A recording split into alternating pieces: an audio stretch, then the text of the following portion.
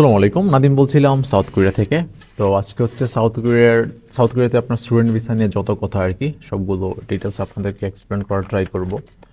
তো প্রথমত যদি আমরা বলি লাইক যে চেঞ্জ আসছে রিসেন্টলি আর কি, যে ইএপি কেএপি বা কেএলপি প্রোগ্রামে আর কি।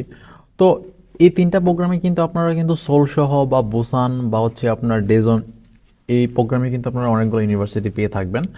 তো প্রথম কথা হচ্ছে যেহেতু আপনার ইএপি কেএপি কেএলপি এগুলোতে অনেক ভার্সিটির ক্ষেত্রে হচ্ছে আপনার আইএলটিএস দরকার হয় না, দেন হচ্ছে আপনার বিন নাম্বার প্রোভাইড করা থাকে। তো যারা হচ্ছে আপনার ল্যাঙ্গুয়েজ প্রোগ্রাম আসতে চান, সিজিপি একটু লো, জিপি একটু লোয়ের দিকে আর কি, তো মোটামুটি যদি আপনার বাজেট থাকে তাহলে কিন্তু আপনি এই প্রোগ্রামটা চুজ করতে পারেন।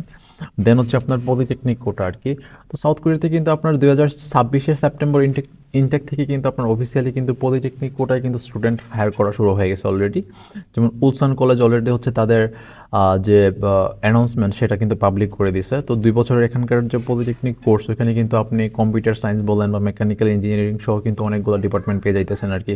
তো মোটামুটি আপনার আইএলটিএস যদি 5.5 বা 6 থাকে সেক্ষেত্রে কিন্তু আপনি অফার লেটার পেয়ে যাবেন।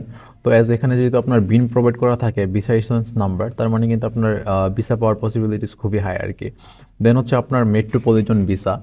তো মেট্রোপলিটন যে কোটা আর কি, তো মেট্রোপলিটন কোটায় কিন্তু এখন পর্যন্ত সেজং ইউনিভার্সিটি কিন্তু অফিসিয়ালি ডিক্লেয়ার করে দিছে যে তারা 2026 সেপ্টেম্বর ইনটেক থেকে হচ্ছে স্টুডেন্ট আনতেছে।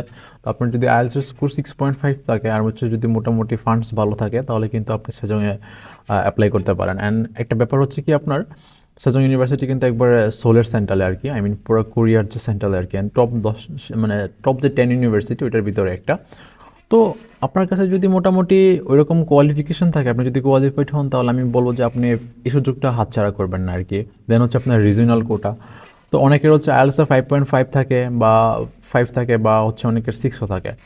তো যাদের একটু মোটামুটি আইএলটিএস স্কোর বা রেজাল্ট একটু খারাপ বা অ্যাভারেজের দিকে আর কি, তারা কিন্তু রিজনাল কোটাগুলো দেখতে পারেন। আর যাদের হচ্ছে একটু ভালোর দিকে আর কি, তারা কিন্তু মেট্রোপলিটন কোটাটা চুজ করতে পারেন। তারপর হচ্ছে আপনার মেন প্রোগ্রামের যে D2 ভিসা আর কি। তো D2 ভিসার ক্ষেত্রে কিন্তু আমি আগে অনেকগুলো ভিডিও দিয়েছি। তো D2 ভিসাতে যদি আপনি অ্যাপ্লাই করেন, সবসময় একটা ব্যাপার মাথায় রাখবেন, যেটা আপনার আইএলটিএস স্কোরটা অ্যাটলিস্ট মিনিমাম 6 থাকে। এখন কিন্তু আপনার D2 যে মেন ভিসা প্রোগ্রামে কিন্তু আপনার ইউনিভার্সিটি কিন্তু অনেক বেশি। আর যেহেতু আপনার বিন প্রোভাইড করা হয় না আগে থেকে, সেক্ষেত্রে কিন্তু আপনার যে ডকুমেন্টস, আপনার ডকুমেন্টেশনের উপরে কিন্তু আপনার ভিসা সাকসেস ডিপেন্ড করে আর কি। তো ইএপি কেএপি কেএলপি, তারপর হচ্ছে আপনার পলিটেকনিক কোটা, তারপর হচ্ছে আপনার মেট্রোপলিটন কোটা, তারপর হচ্ছে আপনার রিজনাল কোটা, তারপর হচ্ছে আপনার মেন প্রোগ্রামের কোটা আর কি ব্যাচেলরের জন্য। তো যারা হচ্ছে ব্যাচেলরে ট্রাই করবেন তারা আই মিন চেষ্টা করবেন ফার্স্টের দিকে যদি আপনার যদি বিন নাম্বার প্রোভাইড করা থাকে সেই ভার্সিটিগুলো চুজ করতে। অ্যান্ড যদি বিন নাম্বার প্রোভাইড করা না থাকে তাহলে হচ্ছে আপনার মেন প্রোগ্রামের ভার্সিটিগুলো চুজ করতে আর কি।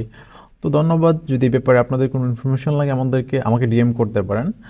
আর দেখা হবে সাউথ কোরিয়াতে।